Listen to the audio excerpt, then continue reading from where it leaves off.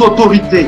Il ne faut pas être une génération qui a l'onction, mais qui n'est pas d'accord d'être soumise. Une génération qui est d'accord d'être ointe, mais qui n'est pas d'accord d'être envoyée. Une génération qui est d'accord d'être ointe, mais qui n'est pas d'accord d'être baladée. Va, reviens, va, reviens. Parce que c'est dans ça que se trouve le secret de la voyance, my God. Si tu veux voir, il faut que tu acceptes d'être un fils.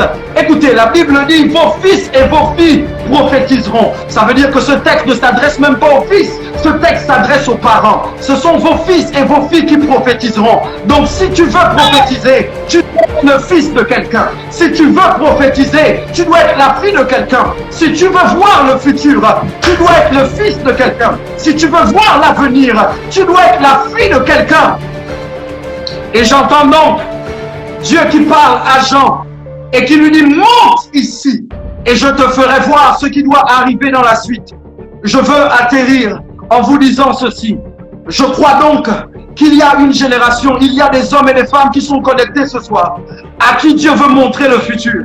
Il ne veut pas que vous soyez simplement conscient du présent. La raison pour laquelle il vous demande de monter, c'est parce qu'il veut que vous voyez ce qui va arriver, mais qui n'est pas encore. C'est le serviteur qui a vu la pomme, qui a vu un nuage de la taille de la pomme de la main d'un homme. J'entends Dieu qui parle à une génération d'hommes et de femmes qui est d'accord d'être la flèche dans la main du guerrier. La Bible dit que heureux celui heureux, les fils sont comme un héritage, c'est une grâce qu'il obtient de l'Éternel. Heureux l'homme qui en a plein son carquois ou remplit son carquois. Qu'est-ce que tu dis, révérend? Je veux dire à quelqu'un que si tu es fils, c'est que quelqu'un va te lancer. Si tu es fils, c'est que tu as une flèche. Et une flèche va toujours plus loin que la main du guerrier qui la lance. Donc qu'est-ce qui se passe? Pourquoi est-ce que cette génération veut être orpheline? Pourquoi est-ce que cette génération veut être sans père? Elle ne comprend pas que si elle n'est pas lancée, elle ne pourra pas aller plus loin que le guerrier. Écoutez-moi, une flèche ne se lance pas toute seule. Une flèche pour atteindre la cible doit être lancée. Et la cible que la flèche atteint n'est pas sa cible à elle, c'est la cible du guerrier qui la lance. C'est le guerrier qui détermine la cible. Et la flèche est simplement un outil entre ses mains pour atteindre la cible. Si tu veux atteindre une cible que ton père n'a pas atteint, il va falloir que tu acceptes qu'il te lance. Si tu veux faire plus que la génération qui t'a précédé, il va falloir que tu acceptes d'être lancé. Je parle prophétiquement à quelqu'un sous le son de ma voix. Et je veux te dire que si tu veux passer à une autre étape, j'entends la voix de Dieu dans mon esprit. Pourquoi est-ce que nous voulons vivre les miracles d'antan? Pourquoi est-ce que nous voulons vivre ce que nos pères ont vécu? Nous ne sommes pas appelés à vivre et à expérimenter ce qu'ils ont vécu. Nous sommes appelés à vivre et expérimenter ce qu'ils n'ont pas pu vivre. Je ne sais pas à qui mais je parle à quelqu'un sous le son de ma voix. Si tu veux atteindre des hauteurs que ton père n'a pas atteint, il va falloir que tu acceptes de monter sur ses épaules pour pouvoir bénéficier de sa taille et pour pouvoir atteindre des hauteurs qu'il n'a pas pu atteindre. Il a rêvé, mais tu es le rêve, my God. Il a rêvé, mais c'est toi qui vas accomplir ce rêve. David avait une vision, mais c'est Salomon qui a bâti le temple. Je ne sais pas à qui je parle, mais je parle à quelqu'un. Je suis en train de dire prophétiquement à cette génération que Dieu cherche tes fils, Dieu cherche tes filles. Dieu ne fait pas confiance aux gens qui ne sont pas d'accord de se soumettre. Dieu ne veut pas faire confiance avec l'onction, avec des gens qui ne sont pas capables d'être envoyés, renvoyés. Samuel, tes premiers mots à l'endroit de Dieu ne seront pas les tiens. Samuel, la première fois que tu parleras à Dieu, tu ne diras que ce qu'Élie a mis dans ta bouche. Samuel, la première parole prophétique que tu libéreras, la première prière, le premier message, Samuel, ne sera pas le tien. Ce sera le message de ton père. Je ne sais pas à qui je parle. Je parle à quelqu'un. Dieu a appelé Samuel à 4 reprises. Ce n'est qu'à la 4e fois, parce qu'il avait rencontré Élie, qu'Élie lui a dit, la prochaine fois qu'on t'appelle, parle Seigneur, ton serviteur écoute. La raison pour laquelle Dieu et toi, vous n'arrivez pas à avoir une conversation à un autre niveau, c'est parce que tu ne veux pas aller voir Élie pour lui dire, ok, voici ce que je vis, qu'est-ce que tu dis? Qu'est-ce que tu dis au sujet de ce que je vis? Qu'est-ce que tu dis au sujet de ce que j'expérimente? My God, je suis enthousiasmé. Je sens l'Esprit de Dieu sur moi ce soir. Je veux parler à une génération. Écoutez, Si nous voulons vivre autre chose que ce que nous avons vécu, nous allons devoir accepter de nous connecter à nos pères. Je sens l'esprit prophétique sur ma vie. Cet esprit prophétique qui est là pour amener le cœur des pères vers les enfants et le cœur des enfants vers les pères. Je suis là pour dire à quelqu'un, réconcilie-toi. My God. Prophète, j'ai dit que je conclue, ça fait déjà 3 fois, mais c'est pas grave. Ah. Tu sais, prophète, le monde parfois nous fait croire qu'on perd du temps en priant, en mettant notre tête entre les genoux, pendant que d'autres sont en train de couver, de boire, de manger, pendant que d'autres sont en train de profiter de la vie. Nous passons des veillées, nous passons du temps dans la prière et dans le jeûne, et les gens nous font croire qu'on perd du temps, qu'on passe à côté de la vie. Ce texte m'a parlé prophétiquement, parce que prophète, lorsqu'Élie descend du mont Carmel, Akab a mangé et a bu. Akab est dans son char, et Akab a des chevaux qui le tirent. Mais la Bible dit que la main de l'Éternel fut sur lui. Qui courut devant? Qui courut devant Akab jusqu'à Jezreel? Qu'est-ce que tu dis, révérend? Je suis en train de dire que les prieurs finissent les premiers. Je suis en train de dire que les prieurs finissent les premiers. Tu n'es pas en train de perdre du temps en priant, tu es en train de prendre de l'avance. Tu n'es pas en train de perdre du temps dans le jeûne, tu es en train de prendre de l'avance. Vous n'avez pas lu le texte comme je l'ai lu, mais depuis quand on a vu un homme courir plus vite que les chevaux? Ah! Depuis quand on a vu un homme courir plus vite que les chevaux? Qu'est-ce que tu dis, révérend? Je suis en train de dire que l'onction qui est sur toi est une onction d'accélération. Je libère la vie de ceux qui sont connectés ce soir. Une onction d'accélération. Tu vas prendre de la vitesse. Tu as le sentiment d'avoir perdu du temps, mais là c'est parce que tu es encore sur le mont Carmel. Mais tu vas descendre du mont Carmel et tu vas te rendre compte que tu es devant ceux qui ne sont pas montés pour prier. Tu es devant ceux qui ne sont pas montés pour jeûner. Tu es devant ceux qui ont attendu que les choses se passent. Le Saint-Esprit parle à quelqu'un ce soir et le Saint-Esprit dit à cette personne que tu es en train de prendre de l'avance. Tu es devant. Alléluia. Avant que je ne prie pour les malades, parce que j'ai 2-3 paroles après, je termine. Avant que je ne prie pour les Dieu m'a donné quand je préparais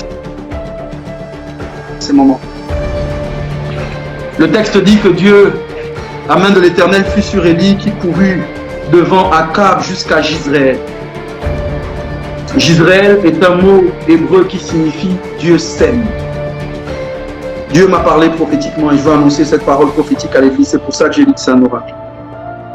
Dieu m'a dit, et j'utilise ces mots avec précaution. I'm cautious about those words.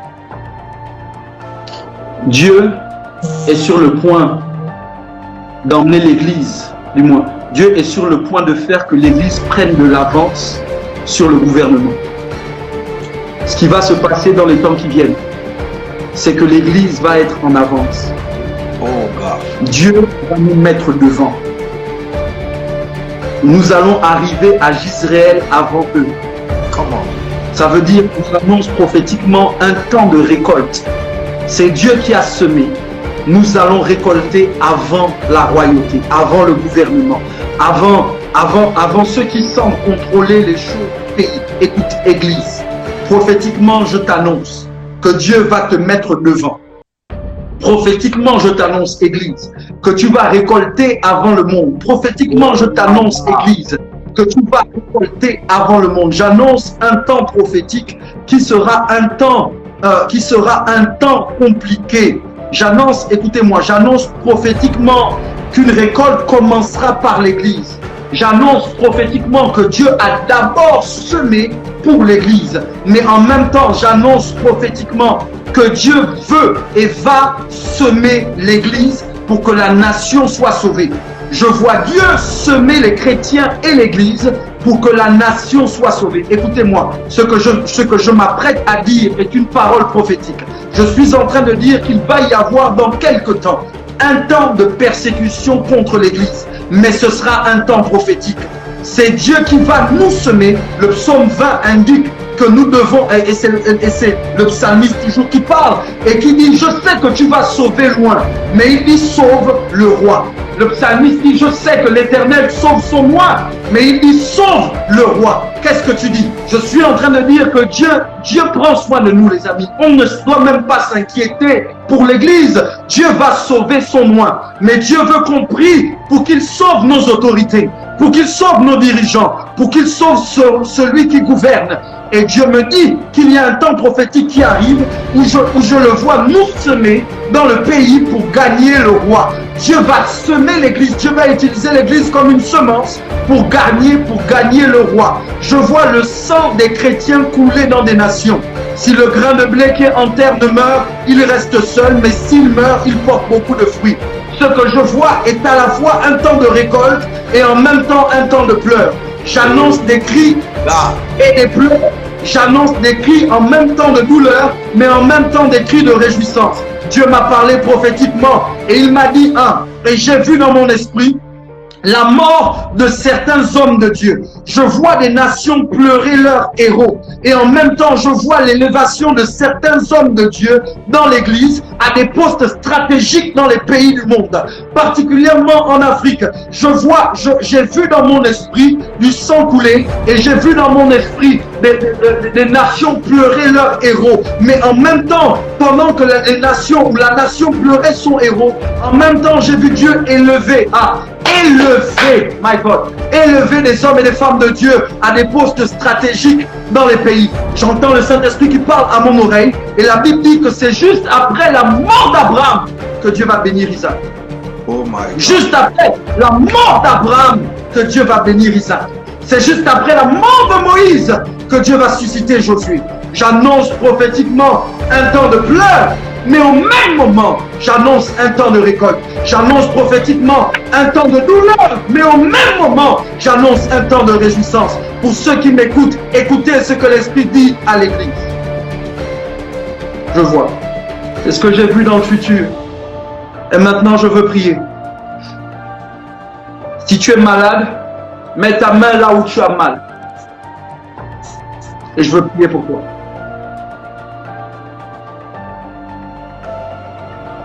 Si tu es malade, mets ta main là où tu as mal. Et je veux prier pour toi. Pendant que je suis en train de prier, je vois quelqu'un qui a un souffle au cœur. Ce souffle disparaît.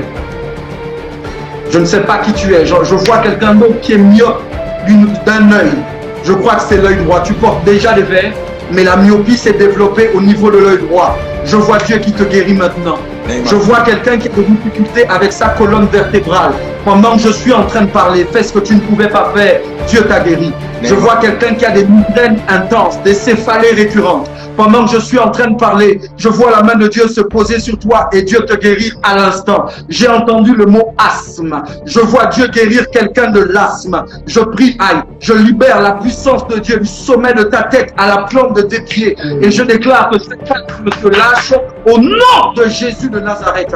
Je vois Dieu guérir l'oreille droite de quelqu'un maintenant. Je vois Dieu guérir l'épaule gauche de quelqu'un maintenant. Je vois Dieu faire disparaître des fibromes et des myomes au niveau du bas-ventre de quelqu'un maintenant. Écoute, je parle à une femme qui a une boule au niveau de son sein. Le Saint-Esprit me demande de te dire que ce n'est pas un cancer, mais il fait quand même disparaître cette boule. Je ne sais pas qui tu es, mais pendant que je parle, je vois la boule disparaître. Je vois quelqu'un qui a 2 boules au niveau des 2 seins. Je déclare que ces boules disparaissent maintenant au nom de Jésus de Nazareth. Vérifie-toi, la boule a disparu. Vérifie-toi, la douleur a disparu. Vérifie-toi, ce qui te dérangeait est parti. N'attends pas que la douleur parte pour faire. Fais ce que tu ne pouvais pas faire et constate ta guérison. N'attends pas que la douleur parte pour agir. fait ce que tu ne pouvais pas faire et constate ta guérison. Je ne sais pas à qui je parle et je ne vous mens pas. Je vois des boules disparaître. Je vois quelqu'un qui a des douleurs au niveau de sa gorge. Je vois un goitre disparaître. Marie Soto, Marie Katai, Riondeli de Binamaïna de Minezo, Bahai. Quelqu'un a des douleurs au niveau de son estomac. Je vois la douleur disparaître. Écoute, écoute, écoute, écoute, écoute. Ça disparaît maintenant. Maintenant, il y a quelqu'un qui a une tumeur. La tumeur disparaît maintenant. Au nom de Jésus. Quelqu'un a un problème d'audition. Je pense que c'est l'oreille droite, mais je ne suis pas sûr si c'est la droite ou la gauche. Mais je vois ce problème être totalement réglé. C'est une surdité partielle. Surdité partielle, c'est ce que j'entends dans mon esprit et ça disparaît maintenant. Je veux terminer. Si tu es là où tu es, lève tes mains, je veux juste prier pour toi. Là où tu es, lève tes mains, je veux juste prier pour toi. Je libère l'onction pour cette saison. L'onction pour que tu puisses manger l'adversité. L'onction pour que tu puisses passer à cette autre dimension. L'onction qui te distingue. L'onction qui t'équipe. L'onction qui te positionne. L'onction qui t'aide à être équipé avant l'opportunité. C'est cette onction que je libère sur vous, du sommet de votre tête à la plante de vos pieds. Je vois et j'ai vu un ciel ouvert et je vois de l'huile chaude couler sur quelqu'un. Ses mains guériront les malades. Ses yeux verront le futur. Cette bouche parlera de sa part. Ses pieds iront là où tu n'es pas encore allé. Qu'il en soit ici et pas autrement. Je vois Dieu changer radicalement le cœur de quelqu'un. Comme il l'a fait pour ça, Dieu te donne un nouveau cœur. Au nom de Jésus. Amen. Prophète, je te rends la parole. Alléluia. Est-ce qu'on peut acclamer le Seigneur de là où vous vous trouvez? Est-ce que vous pouvez acclamer le Seigneur? My God. Pendant que nous étions en train de prier, mon esprit s'est ouvert. Et homme de Dieu, Dieu a commencé à me parler par rapport à une certaine catégorie de personnes exprimant une réalité. Tu as évoqué, à un moment donné, tu as employé des termes de guerre. Et Dieu me parlait d'une certaine catégorie de personnes qui étaient en situation d'invalidité. Tu sais, lorsqu'on veut aller à la guerre, on arrête de se valider. Des personnes qui sont en forme physiquement, qui ont toutes leurs capacités, leurs facultés physiques. Mais il y a dans ce live des personnes qui nous suivent, qui sont en position d'invalidité. Qu'est-ce que je veux dire ici? Il y a des personnes qui sont blessées, des personnes qui ont des blessures intérieures, qui paralysent l'action dans leur vie. Des personnes qui ont des blessures intérieures qui les rendent improductives pour leur vie. Il y a des personnes qui ont été connectées à des ministères, des ministres, qui se sont fait fils ou des pères, mais qui ont été malmenés par ces pères. Et ces situations-là ont créé comme des blessures intérieures qui les empêchent d'être productifs au nom de Dieu. Dieu me parle d'une sœur qui a pris une décision avant le confinement d'arrêter de chanter. Elle a pris cette décision parce qu'elle était dans un environnement où elle subissait des oppressions. Elle était dans un environnement où, sans raison, elle subissait des oppressions. Et elle a pris la décision d'arrêter de chanter. Je vois aussi une servante de Dieu qui avait l'habitude de semer dans la vie des ministères, mais qui s'est vue escroquer par une personne, par une personne qui a abusé de son argent. Je vois aussi une femme qui évoluait dans un environnement ministériel, qui a comme été manipulée par un pasteur, mais le pasteur n'était pas un homme, c'était une femme. Et cette femme-là a pris de son temps, a pris de son talent, s'est immiscée dans son mariage et a causé une période de refroidissement. Et il a fallu que cette femme quitte l'environnement ecclésiastique et évolue dans un autre environnement pour que que Dieu pense les faits de son peuple. Je ne sais pas si je parle à une personne. Dieu me dit qu'avant d'aller à la guerre, il faut que certaines invalidités soient réparées. Comment? Avant d'aller au front, il faut qu'une forme de guérison entre dans les cœurs. Une restauration. Oh my God, my God, my God, my God, my God. Tu sais, homme de Dieu, qu'il y a des serviteurs de Dieu qui sont dans la dépression sans que nous puissions le savoir. Tout à fait. Tu sais, homme de Dieu, qu'il y a des serviteurs et des servantes de Dieu qui sont là pour les autres sans que les autres soient là pour eux. Bien. Tu sais, prophète, il y a de ces gens qui donnent sans recevoir, qui essuient les larmes sans qu'il y ait des personnes qui essuient leurs larmes. Et ce soir, il y a une onction de consolation. Que le Seigneur veut. Ce soir, le Seigneur veut guérir le cœur. Ce soir, le Seigneur veut poncer les plaies. Ce soir, il y a une forme de réparation que le Seigneur veut opérer. Je vois le mot restauration. Et sans transition, je vois le drapeau de la victoire et je vois beaucoup de sang. Je veux que chaque personne, quand nous allons quitter ce groupe, ait une pensée pour la Côte d'Ivoire, parce que les temps qui vont venir seront des temps où le sang, l'ennemi prévoit que le sang coule beaucoup. Je vois une guerre civile importante. Je vois